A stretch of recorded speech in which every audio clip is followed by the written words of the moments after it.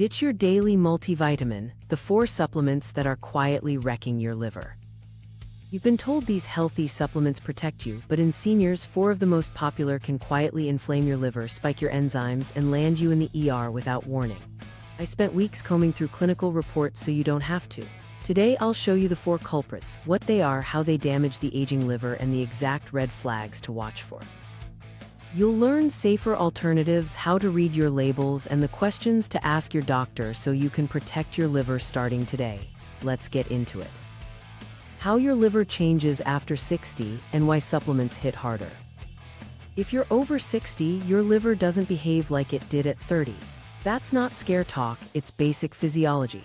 With age, blood flow to the liver declines, the number and activity of certain drug metabolizing enzymes shift, and the organ's ability to bounce back after an insult slows down. Translation: the same dose that felt mild before can now hit harder, linger longer, and stack up with your medications in ways you can't feel until trouble shows up on your labs or on your skin as jaundice. The thing most people miss is that supplements aren't processed like food. Many are concentrated extracts, sometimes 20 to 50 times stronger than what you get from a cup of tea or a pinch of spice.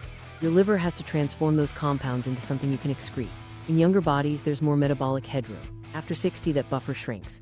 Add common meds, blood thinners, statins, antidepressants, diabetes drugs, and you've built a perfect storm for interactions.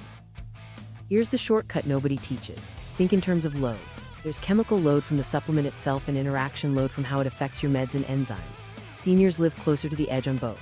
Clinical networks report that herbals and dietary supplements now account for roughly 1 in 5 liver toxicity cases in the US, with older adults overrepresented. Clinicians are seeing more hospitalizations, and some cases progress to transplant. That's the real-world impact. Let me show you exactly how the aging liver makes this worse. First, reduced hepatic clearance. As blood flow and enzyme efficiency dip, compounds hang around longer. That increases exposure time for liver cells, which raises the chance of inflammation. Second, decreased regenerative capacity. The liver can still repair, but not as quickly, so repeated hits like a daily capsule stack. Third, more oxidative stress. Aging livers have fewer antioxidant reserves, so concentrated botanicals that ramp up reactive metabolites can tip you into injury faster. Now here's where most people mess up. They assume it's natural, it's safe. But surveillance and clinical reviews keep flagging specific botanicals, turmeric, curcumin, green tea extract, ashwagandha, and red yeast rice as repeat offenders among seniors. Not the curry you cook with or a standard tea bag, we're talking high-potency extracts and multi-ingredient blends. There's also a labeling problem. Analyses have found mislabeling and undisclosed ingredients in up to half of certain supplement categories. If the bottle doesn't match the contents, your liver takes the hit. Okay, so the tricky part is interactions. After 60, polypharmacy is common. St. John's wort can rev up liver enzymes and drop drug levels you rely on. Turmeric and green tea extracts have been linked to direct liver injury in susceptible people. Red yeast rice contains statin-like compounds. Stack that with a prescription statin and you increase the odds of elevated liver enzymes and muscle issues. Ashwagandha has generated enough case reports of hepatitis-like injury that many hepatologists now advise against it in older adults. The reason this matters: older livers clear these hits more slowly. This clicked for me when I saw the timeline in case reports. A healthy person adds a new supplement, feels fine for weeks, then fatigue, dark urine, and itching creep in. Labs show ALT and AST spiking. Stop the supplement and things gradually improve. Wait too long and the risk escalates. Early recognition and withdrawal are the difference makers. Here's what you can do today. First, audit your shelf. Circle anything labeled extract, standardized to X% or proprietary blend, that means concentrated actives. Second, map your meds. Blood thinners, statins, antidepressants, diabetes meds, and immunosuppressants are high interaction classes. If you take any of those, your supplement margin shrinks. Third, set a baseline. Ask your doctor for liver enzymes, ALT, AST, alkaline phosphatase, and bilirubin if you're starting or already on botanicals. If numbers rise after you add something, that's your signal. Common mistakes to avoid: megadosing because more is better, starting multiple new supplements at once so you can't identify the culprit, and chasing social media claims without checking for drug interactions. Another big one: treating pain, sleep, or cholesterol with a supplement while ignoring safer medical options that are monitored. For seniors, supervision beats guesswork. Quick win you can get today. If you're using a high-dose turmeric, curcumin, green tea extract, ashwagandha, or red yeast rice and you're over 60, pause and talk to your clinician. Bring the bottles. Ask 3 questions. Is this safe with my meds? Do we need baseline and follow-up liver tests? Is there a safer alternative backed by solid evidence? Often the answer is switching to diet sources, adjusting prescriptions, or using a targeted lower-risk option. Before we continue, you need to understand symptoms that should never wait. Call your doctor fast if you notice yellowing of eyes or skin, dark urine, pale stools, right upper abdominal pain, unexplained nausea, severe fatigue, or generalized itching. Those are classic liver signals. Don't rationalize them away. Once you nail this framework, smaller metabolic buffer, higher interaction load, slower recovery, everything else clicks. In the next section, I'll break down the 4 supplements most often implicated in seniors and show you what dose forms are problematic, how to read the fine print on extracts, and safer routes if you still want the benefits without risking your liver. The silent surge, supplement-induced liver injury, SILI, in seniors. Let's zoom out and name what's happening. Supplement-induced liver injury, or SILI. It's not rare anymore. Clinical networks report that herbals and dietary supplements make up a significant share of cases in the US, approaching about 20%, and the trend has climbed over the last 2 decades. What's different now is who's getting hit: older adults. Usage is higher after 60, the liver's resilience is lower, and polypharmacy piles on the risk. That combination explains the surge. Why are supplements showing up in liver failure units? 3 reasons. First, potency. A lot of products aren't whole foods, they're extracts concentrated many times beyond dietary exposures. The liver has to process those actives and their metabolites. Second, variability. Supplements bypass the pre-market testing drugs face, so potency, purity, and even ingredient identity can vary. Analyses have found mislabeling and undisclosed compounds in a large chunk of products. Third, stacking. Seniors often add a supplement to a full medication list. Interactions multiply the load. Now here's where most people mess up. They judge safety by how they feel today. SILI often builds silently over weeks. You take the capsule, you feel fine, but inside, enzymes start creeping up. Fatigue shows, maybe some itching, darker urine, a little nausea, easy to blame on age or a bug. Then labs come back with ALT and AST high, and only then does the timeline make sense. The reason this pattern is so dangerous is the delay between exposure and symptoms. Waiting for proof can cost you recovery time. Let me ground this in the botanicals we'll cover. Across recent reviews and surveillance programs, 6 keep popping up and 4 are central to seniors. Turmeric, curcumin, green tea extract, ashwagandha, and red yeast rice. Not curry powder, not a mug of brewed tea. It's the standardized extracts and multi-ingredient blends that concentrate risk. Cases span from reversible hepatitis like injury to fulminant liver failure. In several, stopping the product early led to recovery, delaying it led to transplant evaluation.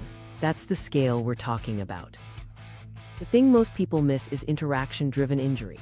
Take red yeast rice. It contains monocolin K, a statin-like compound. Combine that with a prescription statin and you raise liver and muscle toxicity risk without realizing it. Or mix turmeric, curcumin with anticoagulants and you increase bleeding potential while the liver is under stress. Green tea extract has been linked to direct hepatotoxicity, especially in high doses or in fasting states. Ashwagandha has generated enough hepatitis case reports that many clinicians now flag it for older patients. None of this is theoretical, it's showing up in hospital charts. Before we go deeper, a quick mental model to keep you safe. Dose form, duration, and drug map. Dose form means extract versus food. Extracts carry higher risk. Duration means weeks matter more than days. The longer you're on it, the more cumulative exposure you get.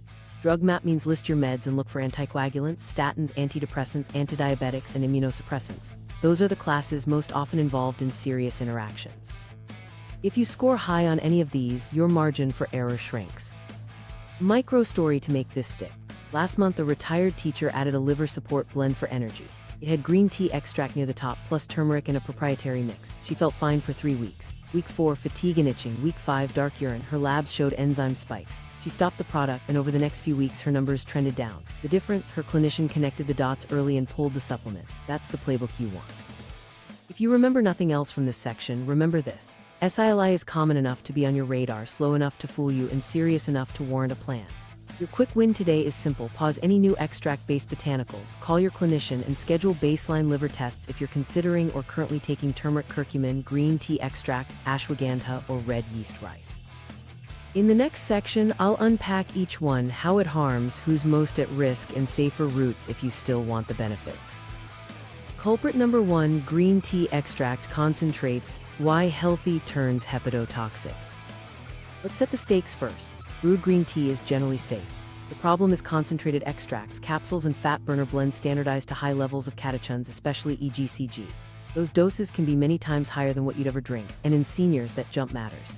Your aging liver has less metabolic headroom and slower clearance, so the same capsule sticks around longer and generates more reactive metabolites. That's where inflammation and injury begin. Here's the thing most people miss: timing and context amplify risk. Studies have linked higher rates of liver injury to green tea extract taken on an empty stomach and in weight loss products that stack multiple stimulants or botanicals. Fasting increases absorption of EGCG, so your peak exposure spikes. Add age-related decline in detox pathways, and you're closer to the threshold where liver cells get irritated, then inflamed, then injure. You might feel fine for weeks while ALT and AST quietly climb. What exactly is happening inside the liver? The short version: concentrated catechins can cause mitochondrial stress and oxidative damage in susceptible people. Your liver tries to neutralize the compounds, but if the dose overshoots your capacity, more likely after 60, byproducts build up, immune signals surge, and you can develop hepatitis-like injury. It's idiosyncratic, meaning not everyone reacts, but seniors sit closer to the tipping point because of reduced blood flow, less regenerative capacity, and more polypharmacy. Now, how do you spot danger early? Look for the classic pattern. You start a new extract or a detox lean blend, you feel normal, then week 3 or 4 you notice unusual fatigue, pruritus, itching, darker urine, maybe nausea or right upper abdominal discomfort. That's your cue to stop the supplement and call your clinician. In many case series, early withdrawal led to recovery. Delay increases the odds you'll need hospital monitoring and, in severe cases, evaluation for acute liver failure. Let me show you exactly how to read a label so you don't get trapped. Scan for green tea extract, Camellia sinensis extract, or EGCG. If you see standardized to X% catechins or X mg EGCG, you're holding a concentrate. Red flags: per serving EGCG above a couple hundred milligrams, directions that say take on an empty stomach, or blends labeled thermogenic, fat burner, or detox. Also watch for proprietary blends that hide the exact dose. That's a gamble your liver pays for. Now here's where most people mess up. They assume if one capsule is good, 2 is better, and they combine products without realizing both include green tea extract. Stacking is common: an energy drink powder in the morning, a pre-workout at noon, and a metabolism capsule at dinner. Each alone might slip under your threshold. Together they push you over. For seniors, the margin is thin. Don't stack. And don't combine with fasting plans or dehydration, which further stress the liver. Let me give you a practical what to do instead. If you want the cognitive or metabolic nudge people chase with green tea extract, switch to brewed tea. 1 to 3 cups per day with food is generally considered low risk. If you're targeting weight management, focus on protein intake, fiber, and resistance training, which protect muscle and metabolism without liver risk. If you want antioxidant support, lean on produce diversity, berries, leafy greens, and legumes, rather than isolated high-dose catechins. The game changer nobody talks about is monitoring strategy. If you and your clinician decide to trial any product containing green tea extract, set up a plan. Get baseline liver enzymes, ALT, AST, alkaline phosphatase, bilirubin. Start at the lowest dose, take with food, avoid fasting use, and recheck labs in 3 to 4 weeks. If numbers creep or symptoms appear, stop immediately. That one protocol turns a blind gamble into a controlled experiment with an exit ramp. Interactions matter here too.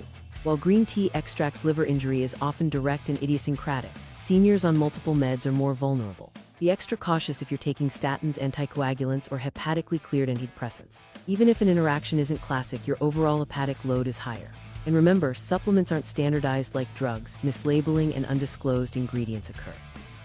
A capsule might carry more EGCG or contaminants than the label admits. A quick micro story to make this sticky. A 68-year-old man wanted to drop 10 pounds before a reunion. He added a clean burner with green tea extract and took it before morning walks on an empty stomach. Week 3, he noticed itchiness and tea-colored urine. His clinician checked labs, ALT and AST were elevated.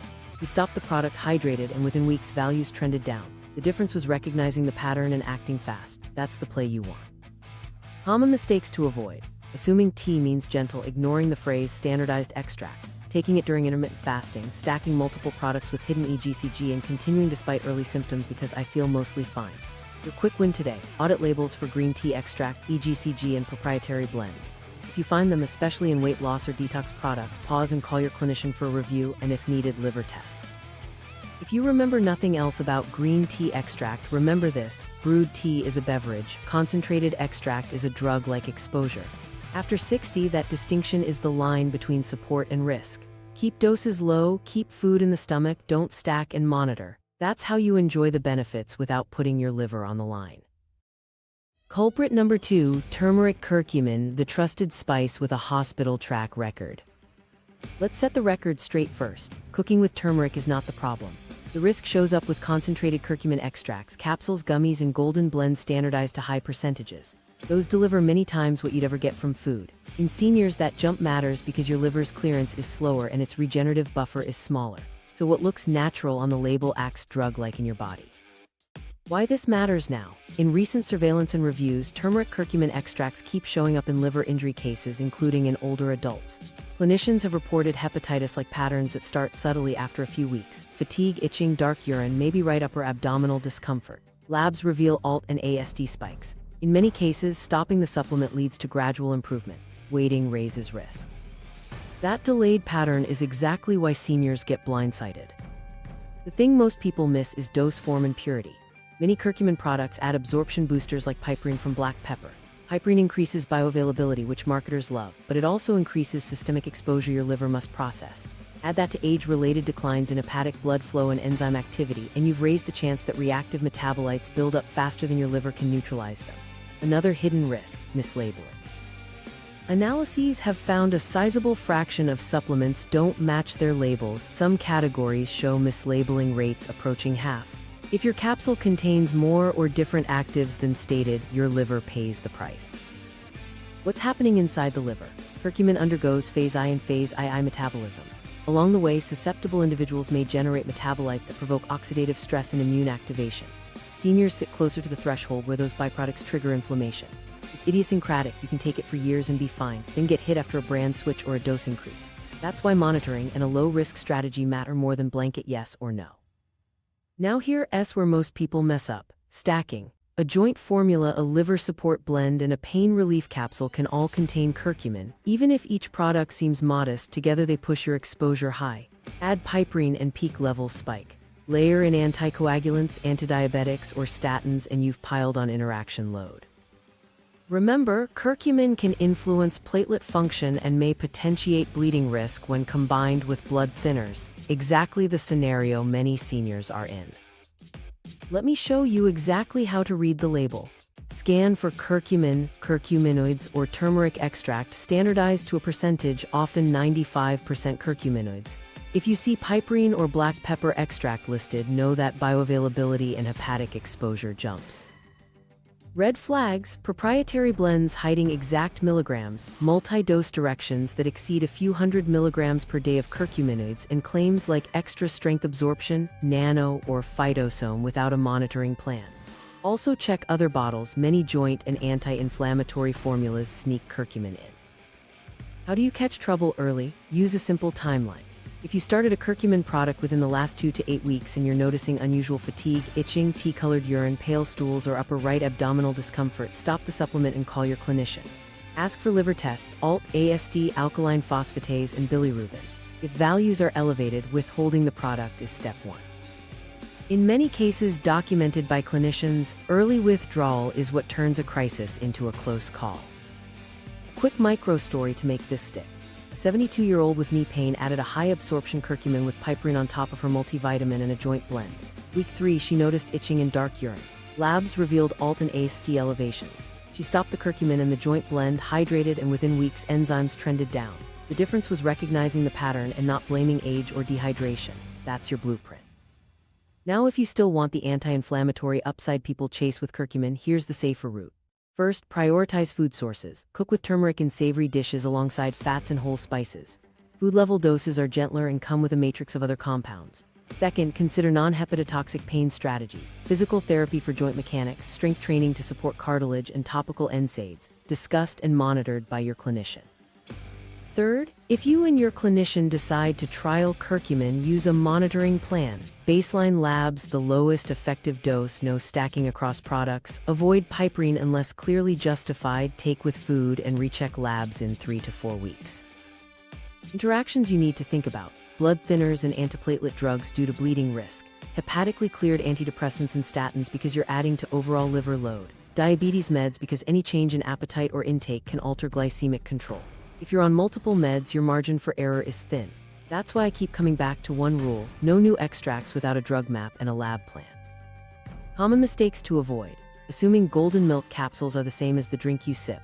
Trusting standardized to 95% means predictable safety, doubling your dose because pain flared, switching brands without rereading labels, and adding Piperine for absorption without understanding you just raised liver exposure. Your quick win today: pull every bottle in your cabinet that lists turmeric, curcumin, curcuminoids, or black pepper extract. If you find more than one you're stacking, pause, call your clinician, and set up liver labs. If you remember nothing else about turmeric curcumin, remember this: the spice is food, the extract is a pharmacologic dose. After 60, that difference decides whether you get gentle support or end up on the wrong side of a lab report. Keep doses low, don't stack, avoid super absorption gimmicks, and monitor. That's how you get relief without risking your liver. Culprit number 3, ashwagandha, wellness darling, liver nightmare for some. Let's tackle the supplement everyone recommends for stress and sleep: ashwagandha. It's sold as common a capsule, but for a subset of people, especially seniors, concentrated extracts have been linked to hepatitis-like liver injury. Not every user gets hit, the risk is idiosyncratic. But with age, your metabolic buffer shrinks, polypharmacy rises, and recovery slows. That turns a rare problem into a bigger deal. Why this matters for you: clinical surveillance and case reports have flagged ashwagandha repeatedly for liver toxicity, with older adults often overrepresented. The pattern is sneaky. You start a new stress support or sleep blend. Weeks pass, then fatigue, itching, dark urine, pale stools, maybe right upper abdominal discomfort. Labs show elevated ALT and AST. Stop the product early, in many cases resolve. Wait, and the risk of hospitalization rises. It's the quiet timeline that catches people off guard. The thing most people miss is dose form and stacking. The capsules in stores aren't roots and tea. They're standardized extracts, often 5% with analytes or higher, which is many times stronger than traditional preparations. And ashwagandha hides in multi-ingredient blends labeled adrenal, cortisol, or sleep. One bottle might look modest, but 2 or 3 products together can push exposure well beyond what your liver can comfortably handle, especially after 60. What's likely happening inside the liver? With analytes, the active compounds go through hepatic metabolism. In susceptible individuals, reactive metabolites, oxidative stress, and immune activation can inflame liver tissue. It's not guaranteed and it's not immediate. But seniors have reduced hepatic blood flow, slower clearance, and lower antioxidant reserves, which move you closer to the threshold where a dose that's fine for someone 30 can irritate your liver. Now here's where most people mess up. They treat ashwagandha like chamomile. They take it on top of antidepressants, sleep meds, thyroid drugs, or statins, assuming natural equals safe. But polypharmacy increases overall hepatic load and the chance of interactions. Some ashwagandha products have also shown labeling problems or undisclosed ingredients. When identity and potency vary, your liver pays for the guesswork. Let me show you exactly how to read the label. Look for Withania somnifera extract, standardized to X% with analytes, KSM66 or Sensoril. Those are concentrates. Red flags: proprietary blends that hide exact with analyte content, directions that ramp up to multiple capsules daily, combinations with other higher-risk botanicals like turmeric, curcumin, or green tea extract, and liver support or adrenal stacks with vague dosing. If the label won't tell you the with analyte percentage and milligrams per day, that's not transparency, it's risk. How do you spot trouble early? Use a simple 2-question check after 2 to 8 weeks on a new product. Are you more fatigued than usual without explanation? Have you noticed itching, dark urine, pale stools, or right upper abdominal discomfort? If yes, pause the supplement and call your clinician. Ask for ALT, AST, alkaline phosphatase, and bilirubin. If values are elevated, withholding the herb is step 1. In many published cases, that stops the spiral. A quick micro story to make this stick. A 69-year-old started ashwagandha for sleep, 1 capsule nightly. 3 weeks later, she added a daytime calm focus blend that also contained ashwagandha. Week 5, she felt unusually tired and noticed tea-colored urine. Labs showed elevated enzymes. She stopped both products, hydrated, and her numbers trended down over the next month. The key was spotting the double dose hiding in 2 different bottles. If you're still interested in stress or sleep support, here's the safer path. First, try non-pharmacologic anchors: consistent sleep and wake times, morning light exposure, evening screen dimming, and a 10-minute wind-down routine. These lower cortisol and help sleep without liver exposure. Second, consider lower-risk supplements: magnesium glycinate at appropriate doses with kidney status in mind, glycine or L-theanine, vetted with your clinician and not stacked across products. Third, if you and your clinician still want to trial ashwagandha, create a monitoring plan. Choose a single ingredient product with clearly stated withanolide content. Start low, avoid stacking with other extracts, take with food, get baseline liver labs, and recheck in 3 to 4 weeks. Interactions to think about. Sedatives and antidepressants, you're layering CNS effects. Thyroid medications, there are reports of altered thyroid parameters, and any hepatically cleared drugs, including statins and certain diabetes medications. Even without a direct enzyme interaction, you're increasing total hepatic processing demand. After 60, that matters. Common mistakes to avoid. Assuming Ayurvedic equals gentle, using 2 brands at once, ignoring withanolide percentages, letting a proprietary blend hide doses, continuing despite early symptoms because it's probably just stress, and starting ashwagandha the same week you change a prescription, then not knowing what caused what. Your quick win today: scan your cabinet for ashwagandha with Withania somnifera KSM66 sensorial or with analytes. If you find it, especially in more than one product, pause and schedule a medication and supplement review with your clinician plus baseline liver labs. If you remember nothing else about ashwagandha, remember this: it's not chamomile. Extracts are potent, seniors have less metabolic buffer, and stacking turns fine into risky. Keep it single ingredient, keep it low, don't stack and monitor, or skip it and double down on sleep and stress habits that calm your nervous system without asking your liver to carry the load. Culprit number 4, red yeast rice, a statin in disguise. Let's set the stakes clearly. Red yeast rice isn't a gentle cholesterol herb. It can contain monocolin K, the same chemical structure as lovastatin, a prescription statin. So when you take red yeast rice, you may be taking a statin in disguise, often without consistent dosing, without medical oversight, and sometimes on top of your prescribed statin. For seniors, that combo quietly raises the risk of liver enzyme elevation and muscle injury. Why this hits harder after 60. Your metabolic buffer shrinks and polypharmacy is common. If you're already on a statin for heart protection, adding red yeast rice stacks statin-like exposure. That can push your liver from handling it to inflamed, and your muscles from sore to weak with dark urine, which is a red flag for rhabdomyolysis. The reason this matters is simple: dose control. Prescription statins are standardized, red yeast rice is not.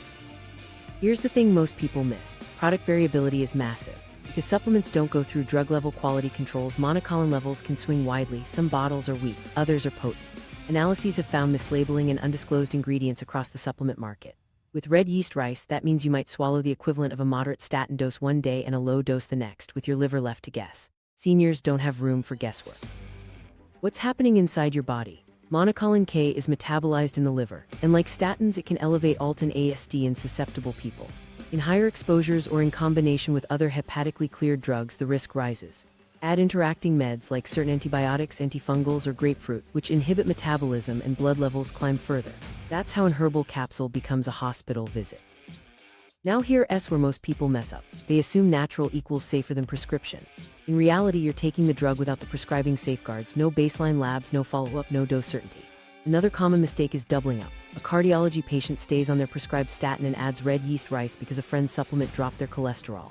2 weeks later, their liver enzymes are up and their legs ache at night. That's not aging, that's stacked exposure. Let me show you exactly how to read the label. Scan for Monoascus purpureus, monocolin, or sometimes no mention of monocolin at all, only supports healthy cholesterol. If the bottle lists citrulline-free, that means they at least tested for a contaminant that can damage kidneys, but it tells you nothing about monocolin dose. Red flags: proprietary blends that hide milligrams, products paired with cholesterol detox stacks, and dosing that creeps above 1,200 mg of red yeast rice daily without stating monocolin content. If dose isn't explicit, you're flying blind. How do you stay safe if cholesterol is your goal? Start with a conversation, not a capsule. Ask your clinician for your LDL, HDL, triglycerides, and ASCVD risk. If you need statin therapy, use a prescription, standardized dose, known benefit, scheduled liver checks. If you can't tolerate a statin, there are alternatives with medical oversight. Ezetimibe, PCSK9 inhibitors, bempedoic acid. Your cardiology team can tailor a plan. If your numbers are borderline, lean into fiber, oats, psyllium, plant sterols, resistance training, and weight loss if needed. These move LDL without liver risk. Monitoring is the game changer. If after a clinician consult you still trial red yeast rice, do it like a prescription. Baseline ALT, AST, alkaline phosphatase, and bilirubin. Check CK if you develop muscle pain or weakness. Start one product only, no stacking with a statin. Recheck labs in 4 to 8 weeks. At the first sign of trouble, fatigue, dark urine, jaundice, persistent muscle pain, stop and call your clinician. In documented cases, early withdrawal turns a near miss into a recovery. Interactions you need to know. Do not combine with prescription statins unless explicitly directed. Be careful with drugs that inhibit CYP3A4, some antibiotics, antifungals, or that themselves stress the liver. Avoid grapefruit, which can raise monocolin levels. And remember, seniors on multiple meds already carry higher hepatic load. Adding an unmeasured statin-like agent narrows your safety margin. A quick micro story to make this stick. A 70-year-old on low-dose atorvastatin added red yeast rice after a neighbor's recommendation. 3 weeks later, he noticed thigh pain and tea-colored urine. Labs, elevated ALT-AST and CK. He stopped the supplement, hydrated, and recovered. The fix wasn't exotic, it was recognizing that he'd been taking 2 statins at once. If you remember nothing else, remember this: red yeast rice is a statin in disguise with unpredictable dosing and no built-in monitoring. After 60, choose clarity over guesswork. Either use a prescribed, standardized statin with labs or pursue lifestyle and clinician-guided alternatives. Your liver and your muscles will thank you. The interaction minefield: why these 4 become deadly with common meds. This is where seniors get blindsided. It's not just what a supplement does on its own, it's what it does to your medication map and how your aging liver handles the pylon. Think of your system like a 4-lane highway after 60. Fewer open lanes, slower traffic, more accidents when a new truck merges. These 4: green tea extract, turmeric, curcumin, ashwagandha, and red yeast rice merge hard, and the wrecks show up in real charts. Start with red yeast rice. It's lovastatin in disguise, so any interaction you'd worry about with statins applies here, except the dose is unpredictable. Combine it with a prescribed statin and your effective exposure can double, which raises the risk of liver enzyme elevations and muscle breakdown. Add a CYP3A4 inhibitor, some antibiotics or antifungals, and blood levels can spike further. Grapefruit does the same. Seniors often have at least one of these on board, so a natural add-on can quietly push you into liver stress or rhabdomyolysis territory. Now, green tea extract. Its liver injury is usually direct and idiosyncratic, but context multiplies risk. Taking it on an empty stomach boosts absorption of EGCG, driving higher peaks your liver must detox. Layer on medications that already rely on hepatic metabolism, statins, certain antidepressants, or diabetes meds, and you've raised total hepatic workload. Add dehydration or fasting weight loss plans, and you've removed the safety buffer. That's how a clean burner leads to dark urine and enzyme spikes in week 4. Turmeric curcumin concentrates bring 2 problems: the active itself and the absorption boosters. Piperine, often added to curcumin, increases bioavailability. Great for marketing, tough on seniors. Higher systemic exposure means more metabolites to clear.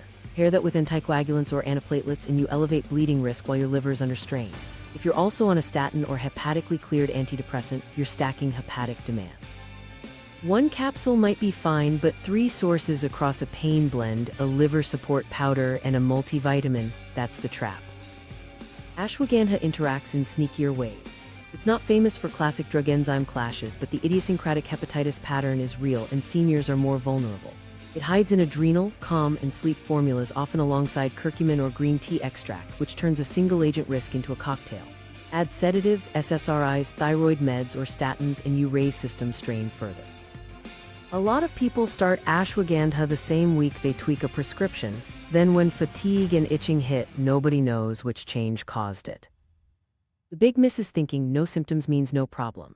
Interaction-driven liver stress is a slow burn. You feel normal while enzymes climb. That's why a baseline and follow-up lab plan is non-negotiable if you insist on trialing any of these. ALT-AST, alkaline phosphatase, bilirubin. Get numbers before you start, again at 3 to 4 weeks, and whenever you add a second product or change a dose. If values rise, you have data to act early instead of waiting for jaundice.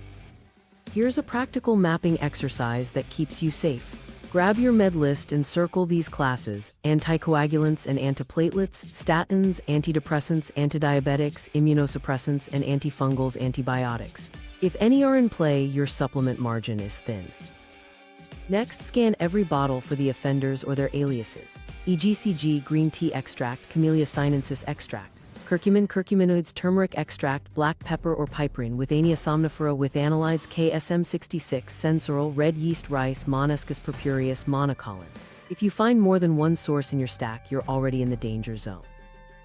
Let me show you the shortcut nobody teaches. 1 change at a time, never during a prescription change, and never without exit criteria. Exit criteria means if ALT or AST climb above normal, or if I see itching, dark urine, pale stools, or RUQ discomfort, I stop immediately. Put that in writing with your clinician. That way you're running a controlled trial, not a blind gamble. Common minefield mistakes to avoid. Doubling up red yeast rice with a statin, using curcumin with piperine while on blood thinners, taking green tea extract during intermittent fasting, adding ashwagandha inside proprietary blends you can't quantify, and starting 2 new supplements the week you change a med dose. Your quick win today: freeze any extract-based product until your doctor reviews your drug map and orders baseline labs. Then, if you proceed, use the lowest dose, take with food, avoid stacking, and schedule a 3-4 week check. That one protocol saves livers. The 2-week liver reset plan for seniors. Alright, let's turn all of this into a simple, senior-safe 2-week reset you can start with your clinicians, okay? The goal isn't a fad cleanse, it's a controlled unload of hepatic stress so your labs and energy move in the right direction without guesswork. Day 0, prep and baseline. Call your clinician's office. Ask for baseline labs this week: ALT-AST, alkaline phosphatase, total bilirubin plus CK if you're on or near statin exposure. Bring every bottle to the visit: supplements, teas, powders, and meds. Make a 1-page med supplement map and flag anything with green tea extract, EGCG, turmeric, curcumin, black pepper / piperine, ashwagandha / with analytes, or red yeast rice / monocolin. Fill a water bottle you'll use daily. Clear your calendar of introducing any new meds during this 2-week window. Week 1, days 1-3, the pause and protect phase. Stop the 4 hepatotoxic culprits: cold, green tea extract, turmeric, curcumin concentrate, ashwagandha extracts, and red yeast rice. Keep prescription meds as directed. Replace extract habits with food level swaps: brewed green tea with meals instead of capsules, turmeric in cooking, not pills. Start hydration, aim for 6-8 cups of fluids daily unless you're on a restriction: water, herbal tea, or broth with meals. Eat with a rhythm: 3 protein-anchored meals, palm-sized protein, a cup of fiber-rich veg, a serving of slow carbs. Avoid fasting windows, your liver likes steady inputs during a reset. Gentle movement: 20-30 minutes of easy walking most days to boost hepatic blood flow without strain. Sleep anchor: consistent bedtime, screen dim 60 minutes prior. Days 4-7, the steadying phase. Keep all pauses in place. Add fiber leverage: 20-30 grams per day from oats, beans, lentils, berries, and greens. If your clinician approves, consider psyllium at mealtime for LDL and stool regularity. Protein target: roughly 1.012 grams per kilogram per day unless otherwise advised. Muscle protects your metabolism and keeps you out of crash diet territory. Sodium sanity: keep processed foods low to reduce fluid swings. Alcohol: 0 during the reset. Pain plan: use non-hepatotoxic options discussed with your clinician. Topical NSAIDs as directed, heat and simple strength moves. Energy check: if you feel unusually fatigued, itchy, or notice darker urine, call your clinician, don't wait. Week 2, days 8-10, monitoring and micro wins. Book your follow-up labs for end of week 2. Re-audit labels: you'd be surprised what hides in detox, adrenal, focus, or joint blends. Eliminate any proprietary blends you can't quantify. Keep meals predictable and protein anchored. Add a light resistance routine: 2 sets of 8-12 reps for sit to stand, wall push-ups, and supported rows. Muscle helps glucose handling and reduces hepatic load. Hydration stays steady, with fluids paired to meals to limit noxuria. Days 11-14, decision window. Keep the 4 pause supplements off the table. If you were on red yeast rice for cholesterol, do not restart. Discuss prescription ezetimibe or lifestyle first plans with your clinician. If pain or sleep pushed you toward curcumin or ashwagandha, lean on lifestyle anchors and safer single-ingredient trials only with a lab plan. Brewed tea is fine with meals, avoid extract powders. Review your symptom log: any itch, RUQ, discomfort, nausea, pale stools, or dark urine means call now. Get your follow-up labs drawn. Your daily checklist taped to the fridge. No extract-based botanicals: EGCG, curcumin, piperine with analytes, monocolin.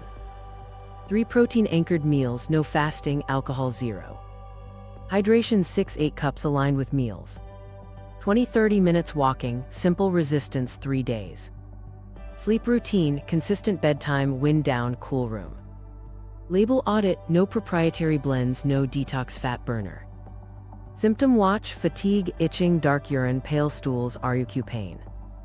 Reintroduction rules after labs: if enzymes are stable and you still want to trial something, pick 1 single ingredient product, lowest dose with food, no piperine boosters, and schedule labs in 3-4 weeks. Never stack, never during a prescription change. Write exit criteria: any symptoms or enzyme rise equals stop immediately. Quick swaps that work: for cholesterol, oats, psyllium, legumes, resistance training, and prescription guidance, skip red yeast rice. For joint pain, physical therapy cues, strength, weight management, and topical NSAIDs, skip curcumin extracts. For energy, weight, protein, fiber, sleep, and walking, skip green tea extract. For sleep stress, light exposure timing, magnesium glycinate if appropriate, and breath work, skip ashwagandha extracts. 2 weeks won't solve everything, but it will lower your hepatic load, surface early warning signs, and give you data. That's how you protect your liver without guesswork. What to take instead, if your doctor agrees, essential, safer picks. You don't need a drawer full of extracts to stay healthy after 60. If your doctor agrees, here are targeted choices with lower hepatic load, clear benefits for seniors, and simple rules to keep them safe. Start with vitamin D after 60. Many people run low because skin makes less from sunlight. Vitamin D supports bone, muscle, and immune function, and it's easy to dose and monitor. The key is not megadosing. Ask for a blood test first. If you're deficient, use a modest daily dose, often 800 to 2000 IU, adjusted by your clinician, and recheck levels. Take with food, not on top of bone blends that pile on extras you don't need. If your levels are normal, you may not need a supplement at all. Next is vitamin B12. Absorption drops with age and with certain medications like metformin or acid reducers. Low B12 can show up as fatigue, neuropathy, or cognitive changes. Your quick win, ask for a B12 test. If it's low or borderline, oral cyanocobalamin or methylcobalamin works for most people. Some need sublingual or periodic injections. Pick a single ingredient product with a clear microgram dose. No megamilligram gummies. Recheck your level in a few months and adjust. Calcium is important for bones, but food first. Aim for dairy, fortified plant milks, tofu set with calcium, leafy greens, and canned fish with bones. If you're consistently short, your clinician can add a small supplement, often 300 to 500 mg once daily, to fill the gap. Avoid high-dose calcium stacks and don't combine multiple products that sneak in extra. Take calcium away from thyroid meds and certain antibiotics to avoid absorption issues. Pair with vitamin D as directed. Omega-3s are another senior-friendly pick, especially if you don't eat fish. EPA and DHA support heart health and can help triglycerides. Choose a purified fish oil or algae-based omega-3 with third-party testing. Typical daily doses range from about 500 mg to 1000 mg combined EPA plus DHA unless your cardiology team prescribes more. Take with meals to reduce reflux. If you're on anticoagulants, clear this with your doctor first and stick to conservative dosing. Fiber is a quiet powerhouse. It improves regularity, supports cholesterol and glucose control, and carries no liver risk. Your safest strategy is food: oats, beans, lentils, berries, and vegetables. If you need help hitting 25 to 30 grams per day, psyllium taken with meals can nudge LDL down and steady blood sugar. Start low, drink water with it, and separate from thyroid meds by at least 4 hours. This is one supplement most seniors tolerate well when used smartly. Magnesium glycinate can be helpful for sleep quality, muscle cramps, or constipation, but only if your kidneys are healthy. Run it by your clinician, especially if you have chronic kidney disease. Keep doses modest, often 100 to 200 mg elemental magnesium in the evening. Avoid oxide if you don't want a laxative effect, and avoid big combinations that stack magnesium from multiple bottles. If you notice diarrhea or grogginess, you're overdoing it. Probiotics and vitamin K2 get lots of buzz. With probiotics, the evidence is strain-specific and mixed. If you have a targeted reason like antibiotic-associated diarrhea, pick a product with the strains studied for that use and limit it to the needed window. For K2, many people obtain enough from diet if they eat fermented foods and greens. If your clinician recommends K2 for bone health alongside vitamin D and calcium, keep doses conservative and avoid duplicates across bone complex blends. For cholesterol management, skip red yeast rice and go evidence first. Use your lab numbers to choose between lifestyle alone, a prescribed statin at a known dose, or alternatives like ezetimibe or bempedoic acid if you're statin intolerant. For triglycerides, omega-3s and fiber help. For LDL, oats, psyllium, legumes, plant sterols, weight loss if appropriate, and resistance training are safer levers. For joint pain, build a layered plan that doesn't lean on curcumin extracts. Start with physical therapy for mechanics, strength training for support, and weight reduction if needed. Add topical NSAIDs as your clinician recommends. They concentrate action locally with less systemic load. Consider heat, short walking intervals, and footwear that supports alignment. If supplements are discussed, keep them single ingredient and low risk, and monitor. For stress and sleep, prioritize anchors that don't touch the liver. Morning light exposure, consistent wake time, a simple wind-down routine, cool bedroom, and a cutoff for caffeine afternoon. If a supplement is needed, discuss L-theanine or glycine with your clinician. Keep it single ingredient, add one at a time, and skip proprietary adrenal blends with hidden ashwagandha. Now the rules that make all of this safe. One change at a time. No extract-based botanicals without a baseline and follow-up lab plan. Scan labels for duplicate doses hiding across products, especially D, calcium, magnesium, and omega-3. Avoid megadoses unless your doctor prescribes them for a documented deficiency. And keep your drug map current so every clinician you see knows what you're taking. If you want a minimal, senior-safe starter stack to discuss with your doctor, it's this. Vitamin D if low, vitamin B12 if low, omega-3s if your diet lacks fish and fiber, mostly from food, with psyllium if needed. That's it. Keep the rest focused on diet, movement, sleep, and targeted prescriptions where benefits are proven and doses are known. That's how you support your health without asking your liver to carry the risk. How to choose safer supplements, a 6-point label and brand checklist.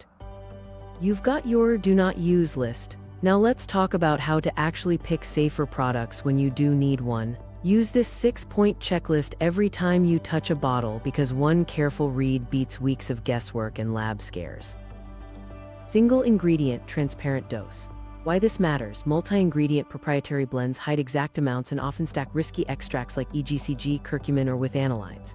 Without milligrams, you can't manage dose or spot duplicates across bottles. What to look for: a plain label that lists one active, its exact amount per serving, and the form, e.g. cyanocobalamin 1000 mcg, vitamin D3 1000 IU.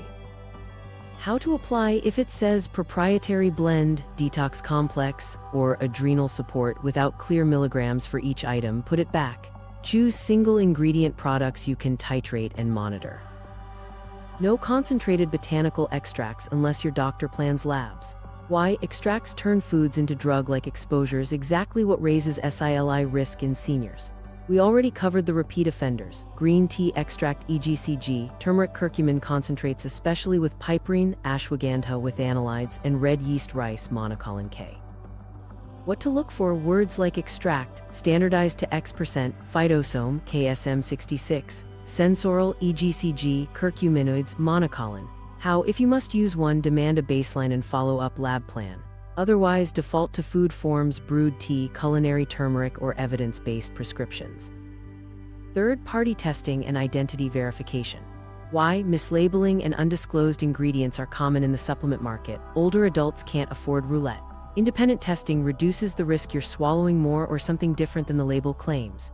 What to look for: clear third-party seals and batch-level certificates of analysis, COAs, available on the brand's website. Preference for USB, NSF, or informed choice testing and companies that publish contaminant and potency results. How? Scan the bottle and website before buying. If you can't find a COA or the brand dodges specifics, choose another product. Dosing that respects senior physiology. Why? After 60, clearance is slower and stacking is easier to miss. Megadoses raise toxicity without extra benefit. What to look for: conservative, evidence-aligned ranges, e.g. vitamin D often 802,000 IU if deficient, B12 in the microgram not milligram range unless directed, omega-3s tilde 501,000 mg EPA plus DHA if diet lacks fish. How? Avoid labels pushing high-dose loading or multiple daily caps without a lab plan. If a dose seems aggressive, it probably is. Drug interaction awareness on the label and website. Why? The biggest senior risk is the interaction minefield: anticoagulants, statins, antidepressants, antidiabetics, immunosuppressants. What to look for: brands that list common interactions and timing advice, e.g. separate calcium iron from thyroid meds, caution with anticoagulants. Red flag if a brand claims no interactions across the board. How? Before checkout, map your meds against the product. If you see any red zones, blood thinners, statins, antidepressants, or you can't find interaction guidance, run it by your clinician first. Honest marketing and sane claims. Why? Hype hides risk. Phrases like detox, fat burner, liver cleanse, statin-free cholesterol control, or doctor-approved miracle usually mean concentrated extracts and stacked formulas. What to look for: restrained claims tied to specific nutrients and uses, links to human studies, and clear limitations. Avoid clinically proven without citations, dramatic before-afters, or promises to replace prescriptions. How? Use the 2-sentence rule. If they can't explain what it does and how to use it safely in 2 plain sentences, it's not for you. Now, a quick label drill you can do at home. Grab each bottle and circle any extract standardized to X%, EGCG, curcuminoids with analytes or monocolin. Any proprietary blend. Any dose that's more than 2-3 times a typical daily range. Any missing milligrams IUs for actives. If you circled any of those, that product needs either a pause plus clinician review and labs or a replacement with a simpler, tested, single ingredient option. Finally, brand shortlist cues, companies that publish COAs by lot, use third-party testing, list drug cautions, offer modest doses, and don't hide behind blends. Combine this checklist with your baseline and follow-up plan, and you turn supplement use from a guessing game into a controlled, senior-safe protocol. Daily habits that make your liver tougher, no pills required. Let's build resilience the boring way that actually works. No powders, no miracles, just daily levers that lighten hepatic load, improve blood flow, and give your liver time and capacity to repair, especially after 60 when the buffer shrinks. Start with the simple anchor: 3 protein-anchored meals, no long fasts. After 60, big fasting windows can push your liver to pump out glucose all night and burn through reserves. Eat on a rhythm: palm-sized protein, a cup or more of fiber-rich vegetables, and a slow carb like oats, beans, or sweet potato. This evens out blood sugar, reduces fat buildup in the liver, and lowers the impulse to chase fat burner extracts. Fiber is your daily detox, not a tea. Aim for 25 to 30 grams per day from food: oats, beans, lentils, berries, greens. Fiber binds bile acids and helps pull cholesterol out through the gut, easing liver workload. Practical template: oatmeal with berries in the morning, a bean-based soup or lentil salad at lunch, and 2 vegetable sides at dinner. If you struggle to hit the number, talk to your clinician about psyllium with meals. Start low and drink water. Hydration matters more than it sounds. Dehydration concentrates everything your liver and kidneys must process. Pair a glass of water with each meal and snack so you hit 6 to 8 cups across the day unless you're on a fluid restriction. Tea and broth count. Keep evenings lighter to reduce night bathroom trips. Move daily, but keep it joint-friendly. Your liver loves blood flow. Do 20 to 30 minutes of easy walking most days.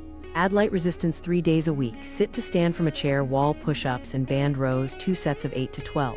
Building muscle improves insulin sensitivity, which reduces fat in the liver and calms inflammation. This is where small wins compound. Sleep is liver medicine. Aim for a consistent bedtime and wake time, morning light exposure, and a 60-minute wind down. Skip heavy meals late.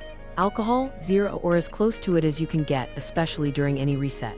Even moderate nightly drinks raise liver enzyme trends and disrupt sleep, which raises cravings and blood sugar the next day. Pain plan without liver strain. Instead of reaching for curcumin extracts or natural pain blends, start with heat, short movement breaks, and topical NSAIDs as your clinician advises. Strengthening the hips and quads often eases knee pain. Posture and rows help shoulder discomfort. You'll cut the urge to experiment with risky capsules. Make mornings boring and protective. Eat breakfast within an hour of waking, protein plus fiber. Take necessary prescriptions with food if advised. No fat burner on an empty stomach. Brewed tea or coffee with a meal is fine. Avoid concentrated extracts and powders that promise thermogenesis. Kitchen rules that save livers.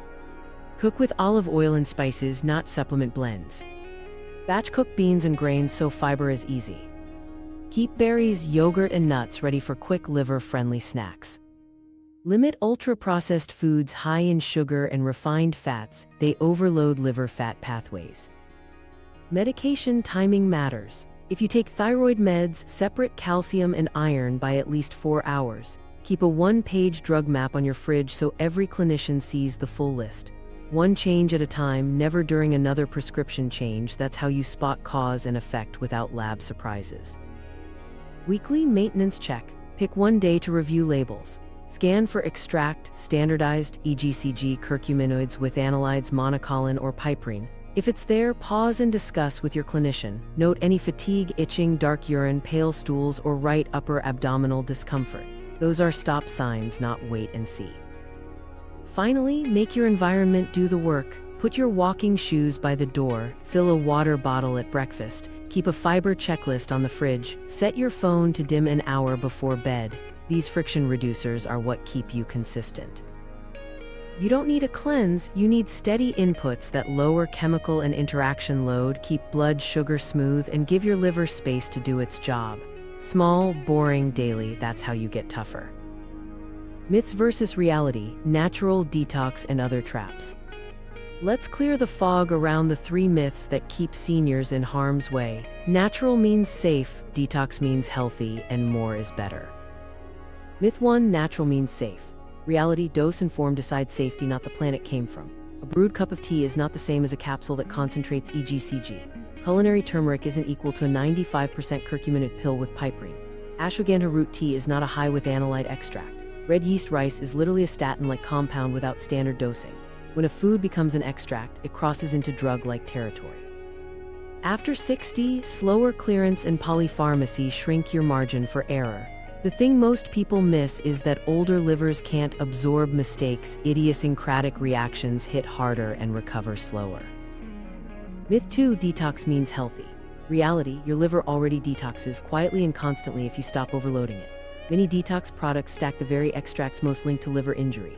Green tea extract, turmeric, curcumin, and proprietary blends hiding both. Some instruct you take them fasting, which spikes absorption and risk. If a cleanse promises thermogenesis, rapid fat loss, or liver flush, translate that as your enzymes are about to work overtime. The shortcut nobody teaches is that fiber, hydration, regular meals, sleep, and movement do more for detox than any powder.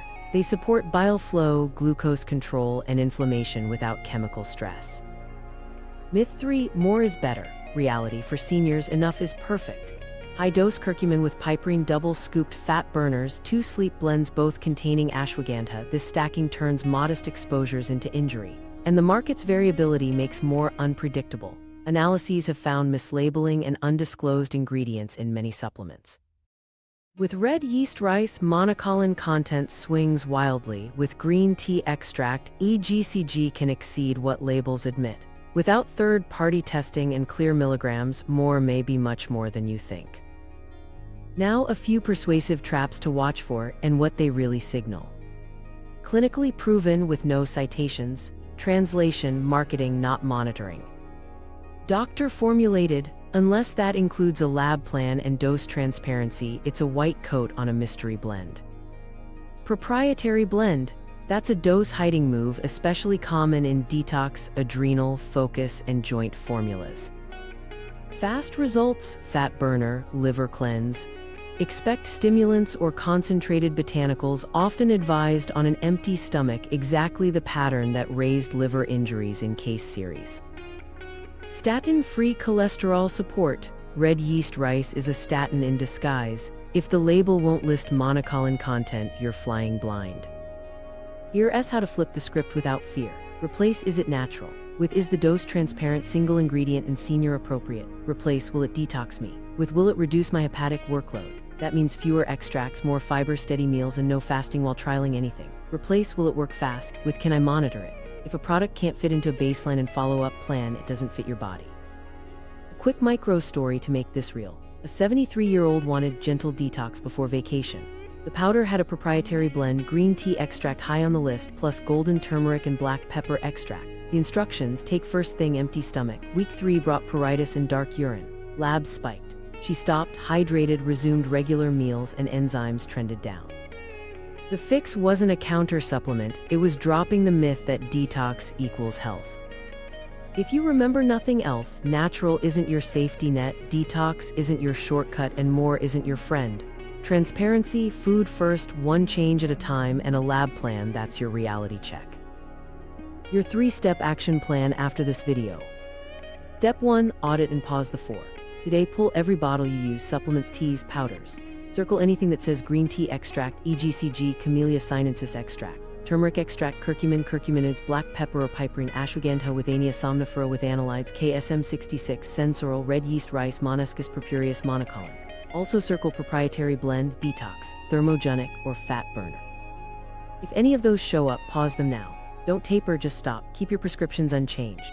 Toss duplicates and mystery blends into a hold box, not the trash yet, you'll need them for your review.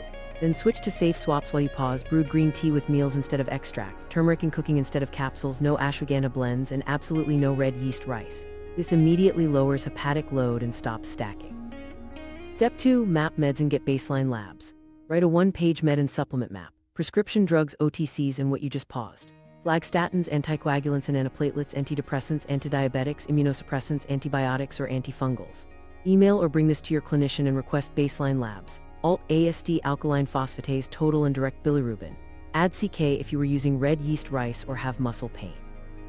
Ask a simple commitment. If we ever retrial a single product, we'll repeat labs in 3-4 weeks. Put exit criteria in writing. Any itching, dark urine, pale stools, nausea, or right upper abdominal discomfort equals stop immediately and call. This turns guesswork into a controlled plan. Step 3. Rebuild with food first and a minimal stack. For 2 weeks, run the reset you learned. 3 protein-anchored meals daily. 25-30 grams of fiber from oats, beans, lentils, berries, and greens. 6 to 8 cups of fluids aligned with meals. 20-30 minutes of walking most days. Light resistance 3 days and 0 alcohol. Use topical pain strategies and sleep anchors instead of extracts. When labs come back, discuss a minimal, senior-safe stack only if needed. Vitamin D if low, vitamin B12 if low, omega-3s if you don't eat fish, and psyllium for fiber gaps. One change at a time. No extract-based botanicals without a lab plan. Keep everything single ingredient with transparent doses and third-party testing. Recheck labs in 3-4 weeks if you add anything. If numbers creep or symptoms appear, stop and reassess. Your quick checklist on the fridge. No EGCG, curcumin extracts, piperine, ashwagandha, or red yeast rice. One change at a time, never during a prescription change. Baseline labs now, follow-up labs if anything new starts. Food first, fiber, protein, hydration, movement, sleep. Labels must show exact milligrams and third-party testing.